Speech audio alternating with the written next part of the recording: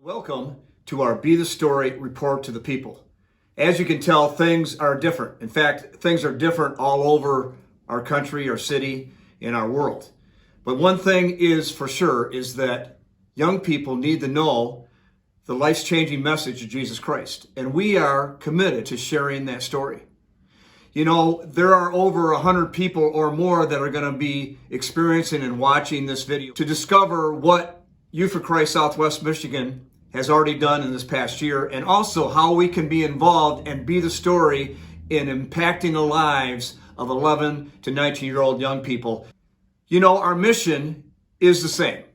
All the way back 76 years, all the way back to 1944, our mission is the same: to reach lost young people. In fact, this is how it's stated: to reach young people everywhere, working together with the local church and other partners to raise up lifelong followers of Jesus who are led by their godliness and lifestyle, devotion to the Word of God and prayer, and passion for sharing the love of Christ and commitment to social involvement.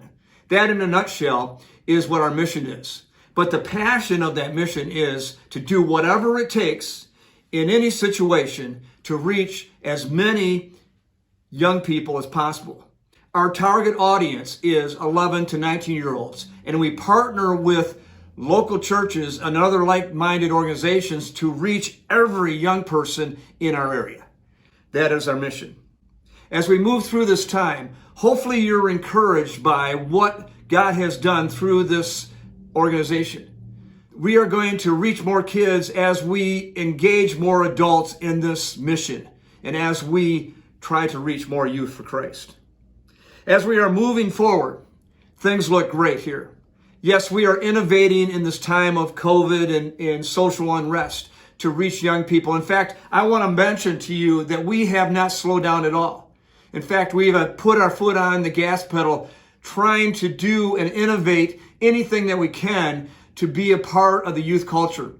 There are many young people that are just kind of vanishing out of the typical teen events and that sort of thing, and we are working to innovate and try to reach out to as many kids as possible. As you know, the staff of Youth for Christ, and more particularly my involvement, and as I age, as a 45-year veteran of Youth for Christ, we have seen for a number of years the importance of bringing young leadership into this organization. And we are blessed to have Chad and Rebecca Van Dozen in our organization to wave the flag and carry the mantle forward in this mission. We are excited about their participation in this mission. They have been longtime Youth for Christ workers, and they have been involved on staff for 2 or 3 years now and are seriously and effectively taking over a lot of the leadership. It's an exciting time, it's a challenging time, and we are glad you're with us to partner together to reach more youth for Christ. Hopefully you've already received our special booklet for this Be the Story presentation. It is an annual report of what has happened in the past, but it's also an opportunity to look at how you can be involved. So as we go through the different stages of this video, you will find references to different pages in this book. Have this by your side as we go through that. If you don't have one, contact our office, and we will be glad to make sure that you get one of these special booklets. Thank you. We've been doing ministry all throughout COVID with safety precautions, of course. We've been having club, we had small groups, we even did lake life outside, and we have a highlight video from that this summer, so check it out.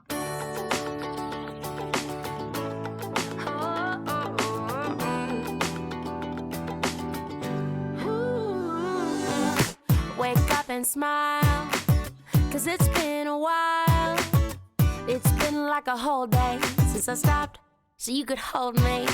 But this child awaits, strong in the faith. Lord, you are the refuge that I can't wait to get to, 'cause I can't let a day go, can't let a day go by without thanking you for the joy that you bring to my life. And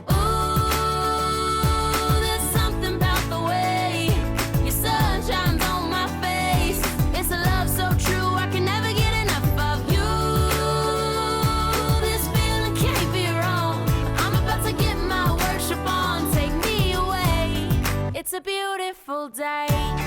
Yeah, yeah, yeah. It's a beautiful day.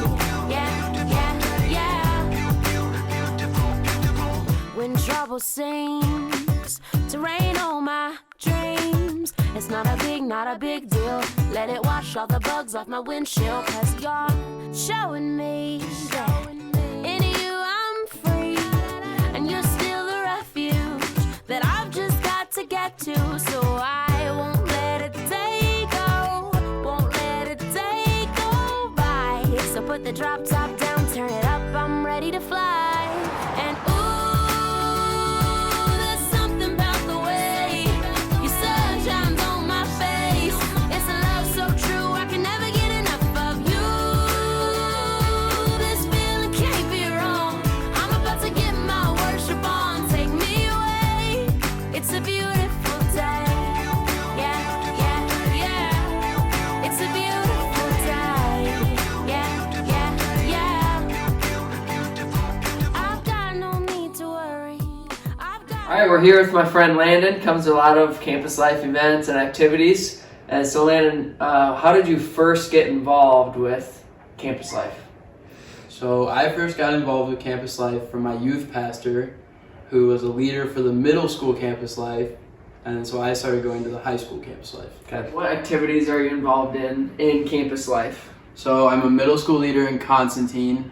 I do the Florida trip, all-nighter at Craig's Cruisers, the middle school all-nighter, breakfast club, small groups on Wednesdays, Monday night club, lake life, basically anything. Yeah. So his shirt says "All In." That's actually from campus life last school year, and there's not one other teenager that I know of that's more involved in all of our activities than Landon. So he's involved in a lot of things.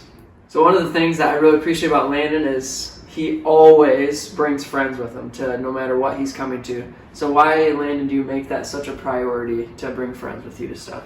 So I feel like I got my connection with God through this organization and in my experience here, and now I feel like that since I have my relationship with God, that it's my job to get other people in that same relationship. What are some of the things that you like most about coming to campus life? Well, I think for me, it's the connection I have with all of the leaders, as I'm just so close to so many of them, and it's like a giant family. Well, I definitely wouldn't be in the relationship I am with God if it wasn't for this. Because before this, I believed in it, but I didn't really live it or follow it. And then by all of the leaders helping me, it's really grown my faith. And then I've made so many new friends with all the people I've met.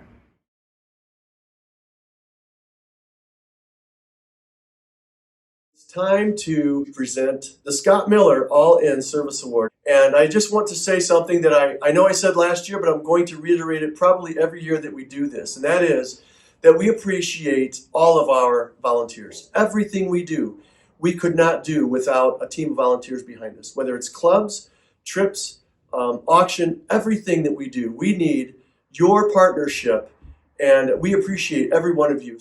This year's recipient of the All-In Award is Karen McKee. Karen began volunteering about 10 years ago, and at first she helped with the auction. She did some middle school trips. We probably said, hey, we need some help for a weekend with some 6th and 7th and 8th graders. Who's crazy enough to do this? And Crazy Karen was, and so she jumped in. Along with that, she eventually helped us form the Constantine Middle School Club, was a pioneer in that little endeavor too, and that's still happening today. She also has especially been a really meaningful part of the Fully Alive team, and Ken Millis has spoken highly of her help and assistance and leadership in that team. She's been doing that for about a decade, and then began to go on the Florida trips. Since Karen is a teacher, she's been able to have a flexible schedule to enable her to do not only that Florida trip at spring break, but lots of other things that we have asked her to do, and many things that she has just volunteered and offered to do. And so we're so thankful to be able to offer this year's All-In Service Award to Karen McKee. Karen, congratulations. Thank you. I've enjoyed my time with Campus Life, with Fully Alive, with YFC, all the different components that come with it. It's been an honor to build relationships with teens. I'll cry. But I've watched them grow, some of them even getting married, having children, and you kind of see that cycle go again. So it's been an honor, and I'll keep doing it as long as I can. I like having that insight and having that connection with our youth, and an opportunity to be that crazy Karen that they have come to call me. But as you can see, it means a lot to her to work with our youth. And I just want to make an appeal now to people who maybe have never been a volunteer with us, but are thinking, man, I'd love to be able to do something. And you might be thinking, I'd love to work with youth directly, and we would be glad to take your help, your partnership. We need you. As a matter of fact, right now, almost more than ever, we need you. If you would, consider volunteering with us, partnering with Youth for Christ and Campus Life, and just call and ask, is there a way I can fit in? Because we would love to have you. But again, we are happy this year to be able to honor all of our volunteers, but especially this year's recipient, Karen McKeith. Congratulations again, Karen. Thank you. Psalm 78 says this: "Tell the coming generation the glorious deeds of the Lord and his might and the wonders that he has done." Tell the next generation, tell our children. You know, at the pace that we're all running, we tend to move so rapidly that we don't pause, reflect, look backward. Today I'm standing in my office, and typically I would have this outstanding view of Mount Evans. I love looking at a 14er right out my window, but I can't see it today, not because there's a building in the way or some other obstruction, but there's smoke in the mountains. We all know about smoke in the mountains these days, maybe even all the way across the country. Fires that were in Washington or Oregon or Colorado now obscure our view of the mountains. The mountains haven't gone anywhere. And so when I think about the praiseworthy deeds, the commendable deeds of God, there are times in our lives when the smoke obscures what God is doing. Part of what I know is that while there's smoke on the mountain, that what you do to get close to that mountain, to be able to make it visible again, is you get closer to the mountain. If I drive west from Inglewood, Colorado, the mountains aren't gone. They're just harder to see. But to the extent that I get closer to the mountain, to the extent that I get up into the foothills and into the mountain, I see them again. And I think often in a time like this where we have faced COVID, we have faced racial unrest, we are facing political turmoil and rancor, what I know is that the closer we get to the mountain, the more we will see it. And the closer we get to Jesus, the more we will sense his presence in our lives. And so as I think about our mission, as I think about this praiseworthy deed of the Father, what I know is that he is calling us and directing us, and he wants us, in many ways, to remember this time, to remember his faithfulness and goodness to our mission, to remember that there are lost young people, 40 million across this country, that need to know that he is king and he is love and he is redemptively involved in their lives. So 2020, it's hyperbole, it's overstated, but it's a year that I will never forget personally, a year that I began with one script in mind, and in God's providence, he moved that script to the side, and he is, even at this very moment, continuing to write the script for 2020. A script that now sees the mountain, even in the smoke, a script that in many ways commends the trustworthy deeds of our Father, things that we will never forget. God is good. And to the extent you are facing difficult decisions, I would invite all of us to continue to press into this discernment, listening, learning posture, a humble posture that says, your will, not mine. I will follow you. And I pray that as a movement, 2020 will long be remembered as a time when we as a movement anchored our soul more deeply than ever into the trustworthy deeds of our Father. Together, kid in the center, Christ at the front, together, believing that God can continue to do what he alone can do.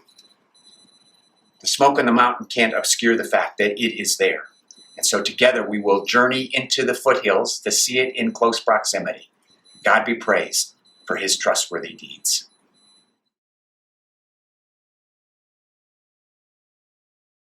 You just heard from Dan Wolgemuth, our president of Youth for Christ USA, and I really appreciated that video. He really inspires me, and I hope that inspired you as well. And just that phrase, kid in the center, Christ at the front. And that's what we're all about.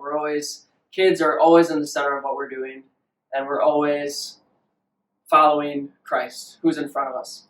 And so I just want to share a little bit about our vision, not only Youth for Christ as a whole, but Campus Life and our ministry here in our local area. And so our vision is to reach more and more and more lost teenagers, and not only reach them and have a relationship with them, but have an authentic Christ-sharing relationship. So right now, we are currently actively in 5 different school districts, but there is still some school districts that we haven't gotten into yet. But our vision and our plan is to get into those. Everything is kid in the center, Christ at the front, and reaching lost teenagers. On page 8 in your annual report booklets, it's also going to be on the screen for you. It shows our financials at a glance. And I first want to talk through our expenses as an organization. And again, I want to mention that everything we do has a lost kid at the center. And seriously, 100% of our expenses could be ministries. Right now it's showing 67%. But I just want to highlight that all of these categories, leadership development, administration, fundraising, all of those are for ministry. We fundraise for the ministry. We do administration for the ministry. We do leadership development for the ministry and reach more lost kids. Now I want to take a look at our income on, again, page 8 of our annual report. And I just want to talk through these percentages of our revenue. So we're at 42% of individual household giving. 22% of our revenue comes from fundraising events. Special gifts or other counts for 21%. Teen events is 9%. And then church and business sponsors are 5% of our revenue. And I really want to just focus and hone in on the individual household giving, that section of the pie chart. So right now, it's at 42%, and we are celebrating that. It's amazing, and we actually have raised $120,000 from individual household giving. Thank you so much for those that have done that. We so appreciate it. Our goal is $140,000, so we are looking to increase that by $20,000, and we are focusing in on that and want this to increase because we realize that these individual households, these families who are giving, this is steady income for us. It's very sustainable. We can count on it and rely on it to do this ministry. And if you think about these other categories, they really could start to diminish. When I think about even our teen event category, through COVID, we have been able to do teen events, but we haven't seen the normal revenue that would be a result from that. And so, again, we're focusing on individual household giving because that is sustainable. We can count on it. It's steady. And so be thinking about that. It's important to maintain this ministry. This whole pie chart is very crucial, but we're focusing in on individual giving, and we're looking to increase that by $20,000 this year. Hi, folks. My name's John Michaelinas, and I've been asked to offer my view of the impact Campus Life YFC has on the Sturgis area community. Public speaking is not my forte, so I'll be reading you my remarks. I've been a business owner in Sturgis since 1985 and a member of the Chamber of Commerce since then as well. I'm also chairman of the Sturgis Planning Commission, a member and past chair of the Sturgis Recreation and Doyle Community Center Board. I also serve on the board of directors and am a past chairman of Campus Life YFC Southwest Michigan. My wife Heather and I also make it a point to volunteer for several local community programs and initiatives. I mention these things only to indicate that I'm heavily involved in the community and have a sense of the issues it faces. Somewhere on the order of half, and let that sink in for a minute. Half of the students in the Sturgis area school system are from broken or non-traditional homes, meaning they live with a single parent, with grandparents, are homeless or living with other friends or family. These kids start out their day, each and every day, at a deficit to kids that live in a home with both parents. Now, if you're fortunate enough to live in a traditional nuclear family, complete with two parents, safe and secure housing, stable employment, and friends and neighbors that live like you, it's an easy trap to fall into to start to believe that you're normal, to believe that this is what life looks like for nearly everyone. This is simply not the case. You are the exception, not the rule for what makes up most communities, and certainly not ours. Nearly 16% of all the families in St. Joe County live in poverty. A far higher percentage live very near so. So many, in fact, that every student now qualifies by way of grant funding for free school meal programs. And for many, the meals provided at school are the only substantive nourishment they receive on a daily basis. I hope to point out here only that there are a great many underserved kids in our community that can benefit from any positive asset our community can bring to bear. YFC is a safe haven for kids in our area that need a safe place to associate with a strong, positive peer group that can set an example of good decision-making skills with a safety net of compassionate friends, staff, and volunteers to help them through poor decisions that they may have made. Numerous YFC programs, run on an unbelievably efficient budget, I might add, offer help, guidance, and support with a non-threatening, non-denominational, Christian-based theme. A sympathetic ear, a compassionate counselor, a positive peer group, a safe physical space to spend time in, an opportunity to hear and embrace the life-changing message of Jesus Christ. These are all things blessing our community, offered uniquely by the organization that is Campus Life YFC. Please join me and my family in supporting Youth for Christ. Hi, I'm here with Kaylee Johnson, and she is a senior at Trine University, and we're going to be asking her a few questions about her involvement with Youth for Christ over the years. So Kaylee, can you tell us how you first got involved with Campus Life? Yeah, I first got involved back in middle school. I would come on Thursday nights and just wanted a place to hang out and a place to meet people, and that continued on all through high school and was just kind of coming to the weekly stuff and getting to know people that I was going to school with and people from the area. Awesome. And you went on some trips with us, so Yeah. tell us about your experience in particular on the Florida spring break trip that you went on. So the Florida trip, I went on a Florida trip for 3 years, but my freshman year was probably the most impactful.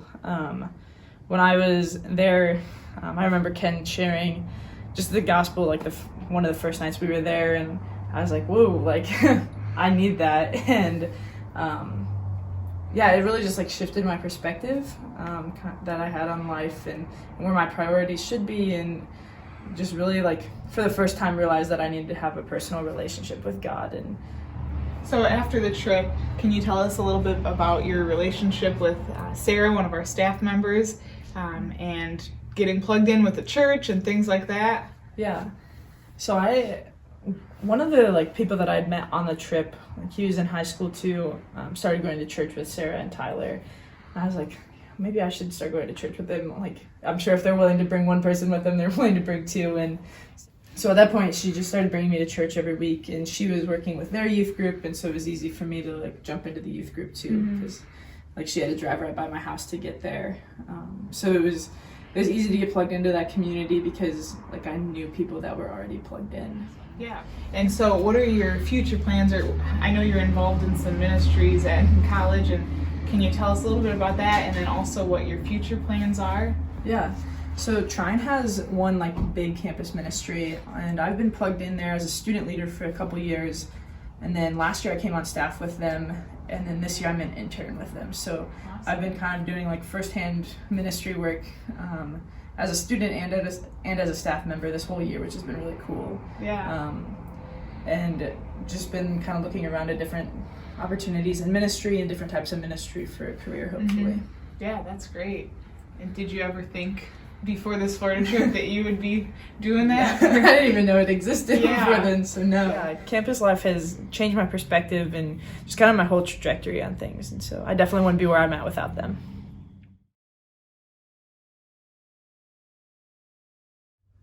I love hearing Kaylee's story and her journey throughout high school and even now how Campus Life has impacted her down the road. Super special. Thanks so much, Kaylee. We cannot reach local teenagers without you guys. You play a crucial role. And so if you look on page 10 of your annual report booklet, you'll see an acronym, YFC Team. And we want to invite you to be a part of our team. And it breaks it down. We're asking for time, we're asking for energy, and we're asking for money. And all three of those are crucial in your involvement in reaching lost teenagers.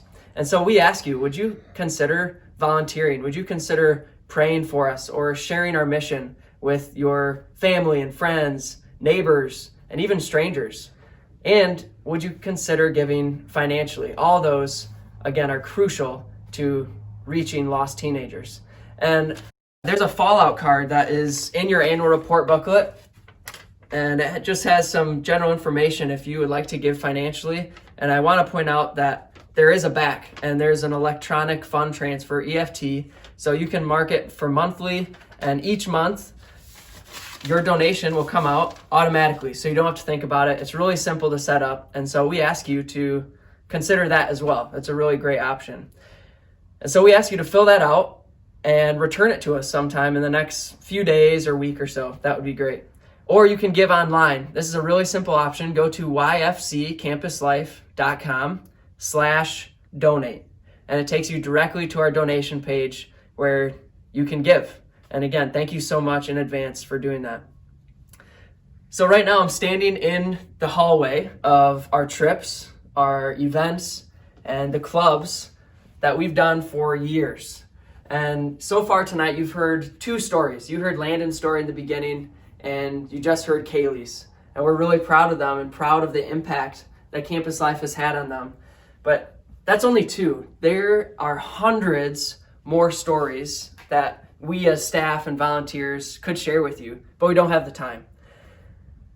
And there's thousands more teenagers to reach, not only in our county, but in Branch County and beyond. There are lost teenagers that need to hear the love of Jesus. And so would you please prayerfully consider being on our team, giving time, energy, and money. And you will be the story in local teens' lives, and I guarantee that it makes a difference. Well, as Elmer Fudd used to say, that's all, folks. We want to sincerely thank you for taking the time to watch this. I hope you had a blast getting together with some of your friends.